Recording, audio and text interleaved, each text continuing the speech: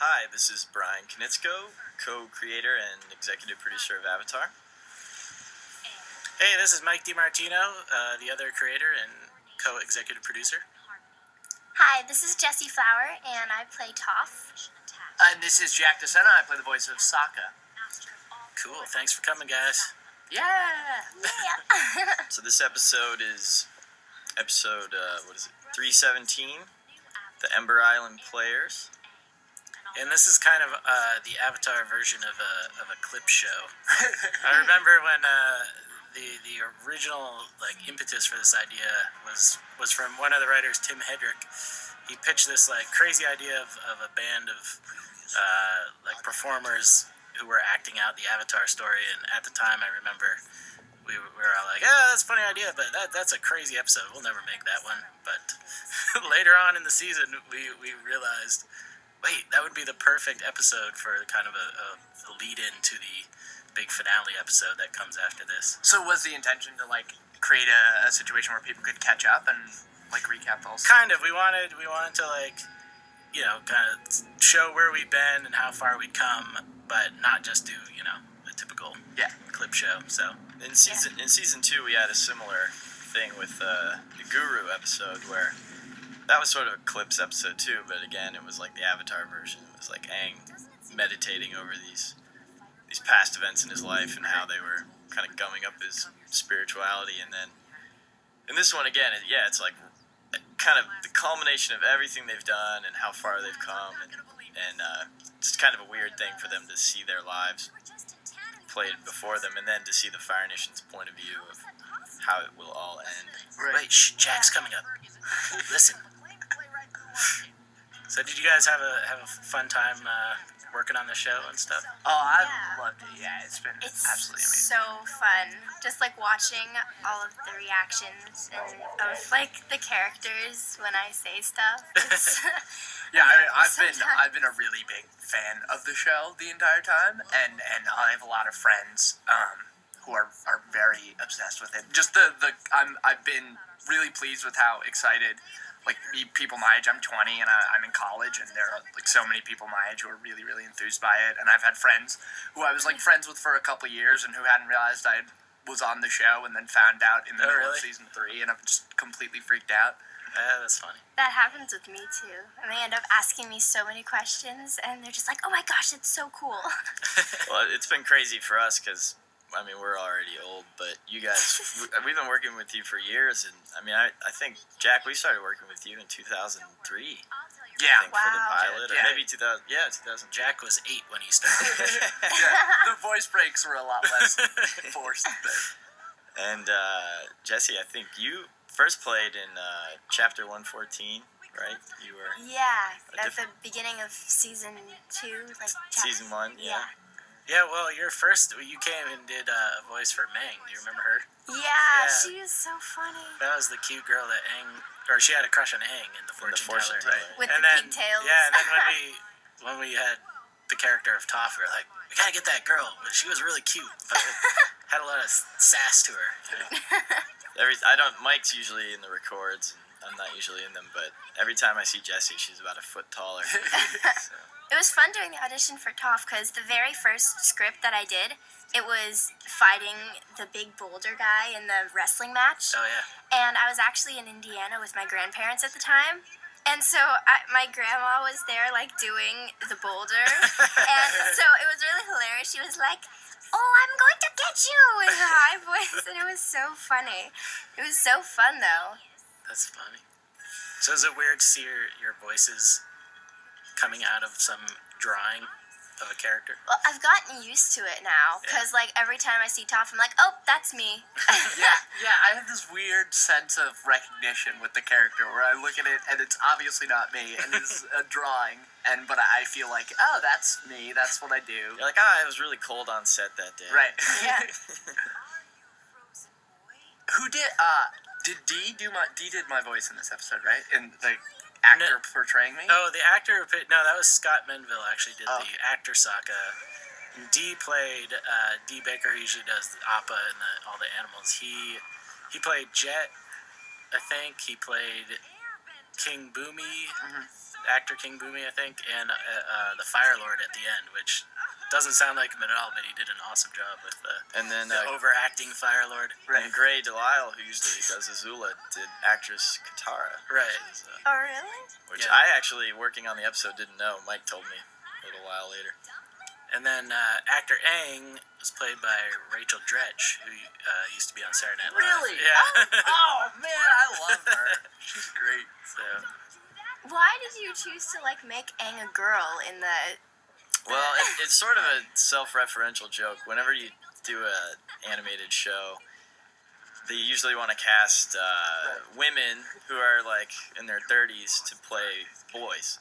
Because you never know how long the show's going to go on, and, you know, as Jack mentioned earlier, boys' voices start cracking, but Mike and I were always, we just insisted that the kids had to be kids, and, you know, that's why we got you guys, and since the show is, you know, it's a continuous storyline over, like, about the course of a year, we didn't mind if people grew up and kind of aged, because we planned on the characters maturing and stuff, so, yeah, so that was kind of a joke, is like they would cast Aang as this Sandy Duncan type, of, Peter Pan type character. So we just did a extreme caricature of that.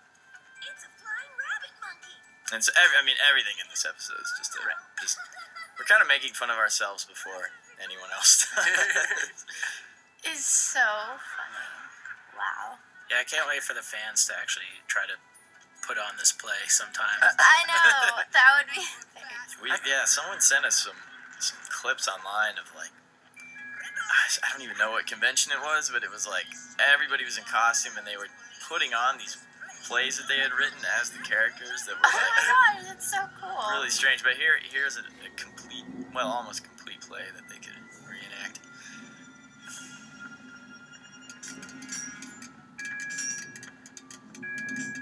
Why did you have to steal that waterbending scroll? We actually worked with Scott, who did actor Sokka back. I mean, that was one of the first jobs we did together. Was Mission Hill, a WB show. Yeah, I remember that. Yeah. He was Kevin French. I like how the Blue Spirit suddenly had a giant head. Yeah. Easter Island Blue Spirit. He only Nice faces touch. forward. And all the, like, dorky action that happens. Yeah.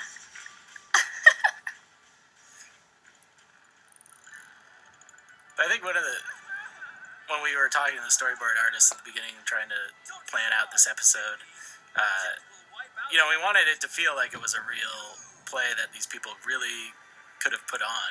Mm-hmm. So there's all these kind of practical effects that they use for the fire and the water and stuff like that. And I think did Aldina Diaz design the backdrops and stuff? Yeah, Aldina and I, she designed all these backdrops based on the locations because we figured, you know, a lot of it was hearsay and what does that place look like, and you know, just their idea of what Amashu might look like, or the northern, you know, these actors in the Fire Nation probably have never been to the North Pole. They just asked some soldier or sailor from the war. Right. Yeah, and there's funny little details of like the Zuko's scar is actually like a kind of like a mask that's on the wrong side of his face. You know, like a Phantom of the Opera type thing. And Elsa Garza did a great job designing this theater. I think it really feels like a real place. It's like Yeah. this like Ultraman giant fish. With little toy ships I love going it. Yeah, across there's the also- stage. You didn't notice a little toy Zhao Yeah, right. in his hand as well.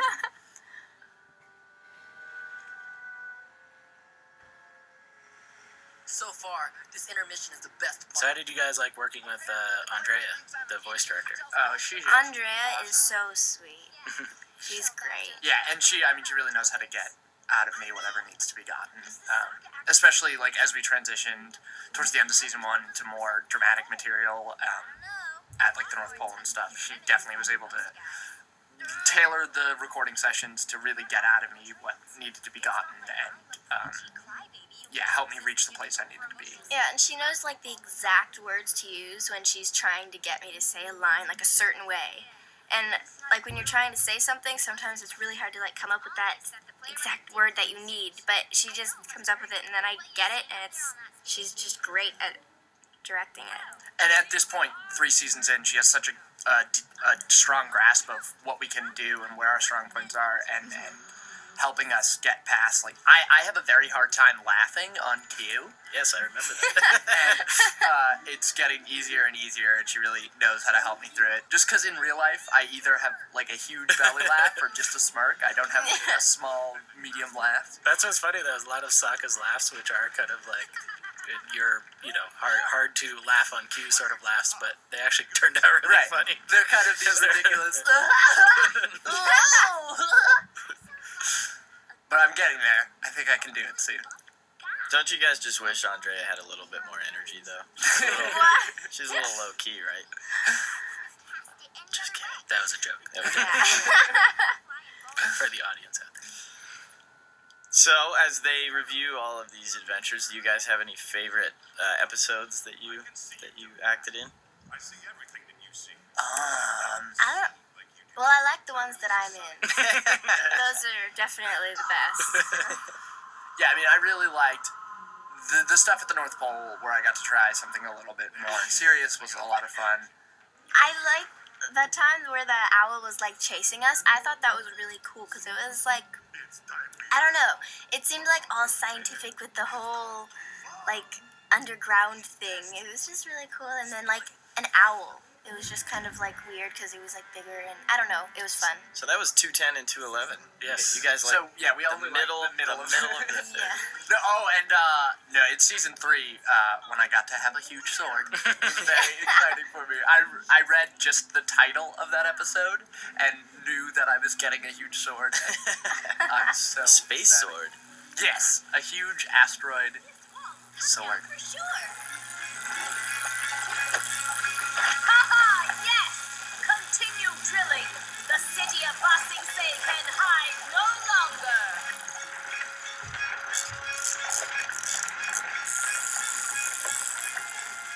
Do you guys get really excited when you're like the main character in the episode? Yes.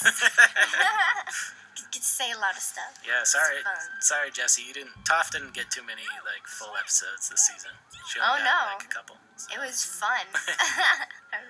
I like it goes back and forth with me. I mean, I like the episode where Sokka's kind of the A story and there's a lot of driving it, but a lot of the really fun stuff for me came when I was just the B story and it was just Sokka goofing off. Yeah, the commentary we just did with Dante and Andrea was 316, one right before this, and it's really serious Katara Zuko story, but it's probably the most serious story we ever did, but it has some of the funniest Sokka stuff in it. Where you wanted to borrow Momo, and where you were in the tent waiting for Suki. Right. And Yes. Zuko comes in.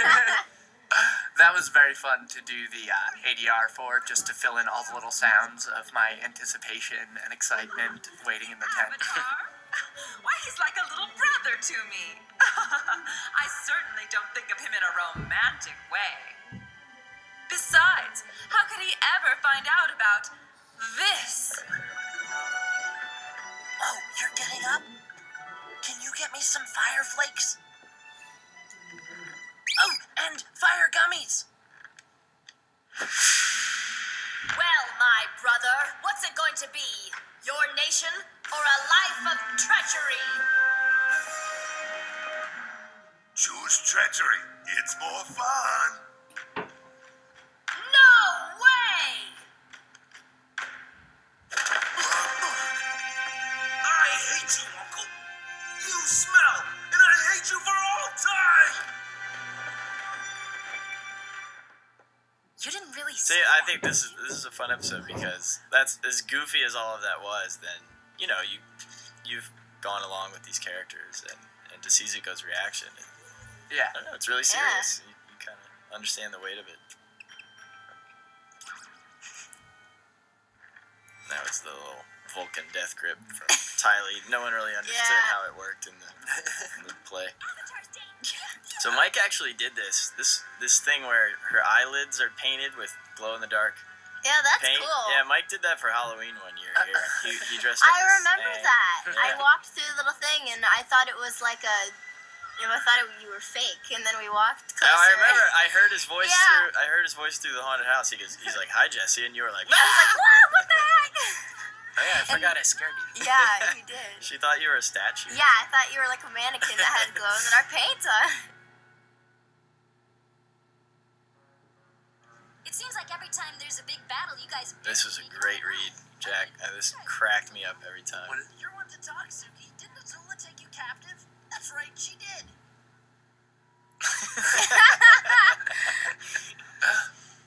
Does anyone know Sort of reminds me of my relationship with my girlfriend. I'm gonna check outside. And again, just seeing, it's all goofy and fun and recounting all the tales, but I really like seeing how it affects. Yeah, Yeah, right. I think it's a really well-woven story. I'm not. it's cool to see what the feelings of the characters are, like, of themselves. That's one fun thing about Avatar. We're coming from like sitcom animated shows. No one really has any feelings. It's all just a joke. And so it's fun to do comedy, but I don't know. It has more weight to me when you actually believe that they're people with feelings. That's my favorite thing about this show. When I was growing up on cartoons, I can't remember a show that had to have a previously on in order to watch it, and it's so exciting to me to be part of something that's so serial and tells such a story. The whole, all of the seasons is such a great story. It's cool. That's pretty great. Thank you. I feel very weird whenever like people compliment me on the show and say like I really love your show. I always have to say me too. I feel so like it's so much out of my hands. There's such a beautiful story being told, and I just pop in with little silly sounds. And I feel like way more of a fan of the show than a. It took, and it's still taking so many people and the talents and hard work and dedication of so many people, and it's everybody's just doing a great job, and we have great actors, great voice direction, great writing, and just all the way down the line. And so, even though Mike and I created this and this all came out of our heads 6 years ago, it's like we're fans of it too, and we're just along for the ride at the same time. So it's kind of neat to be able to just step outside of it and enjoy it, which was always our goal, was to make something that we liked. Right. The scar's not on the wrong side. I feel like Zuko there when I'm at the conventions and people ask some question and I get really angry and they're trying to correct me on Avatar, and I'm like, hey. Yeah. I think I can help you. I'm a big Sokka fan, but I don't think you're representing him quite as well as you could be. I like Sokka's zippy movements here. Yes. Here's something I think the real Sokka would say. What does the cabbage merchant use to fix his cabbages? A cabbage patch! Oh, Sokka. I want to pull my collar whenever. Not bad. Also, don't be afraid to You do sometimes wonder what Suki sees in it. Yeah. A little bit. What happened? She's got very nice hair. Yeah, she does. She's good with the fan. In where? What are you talking about? On stage. I like this. The scene breaks my heart. Brothers, you. Poor Aang. You have feelings for me. So which side are you guys on? Are you for the Aang Katara or Katara Zuko relationship? I don't know. That's hard. It divides nations. Yeah. Yes, it does. And I've, read the script, so I know. I feel like now I can't state an opinion. But both Aang and Zuko have so different personalities. It's like That's where you have to the choose drama which one. I know. lies. I just Oh, got Aang. confused. I think Jet's still alive in a lake somewhere. Yeah. Back. See, there's an independent party. That's the one of the fake endings we made was Jet and Katara get together. Man, we're having trouble just finishing the real ending. We don't have any time or energy for a fake ending. Katara was the painted lady, and I got a sword, and There, you got your sword. Yeah. I did. Got a sword. It's about to start. I just want to let was a really great Rachel Dratch line. Yes. Like a brother. I wouldn't want it any other way. We talked about that handshake a lot in the. I think we did a specific acting reference for it.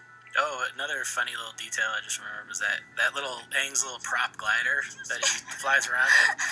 I believe Ben Wynn, our sound designer, actually recorded the sound of there's a toy Aang glider that came out a few years ago. He actually recorded like the sound effects of it. When you swing it around, it's like.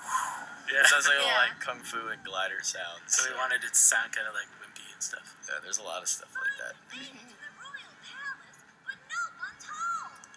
Actually, I'm home. And I And that voice is Dante's brother, right?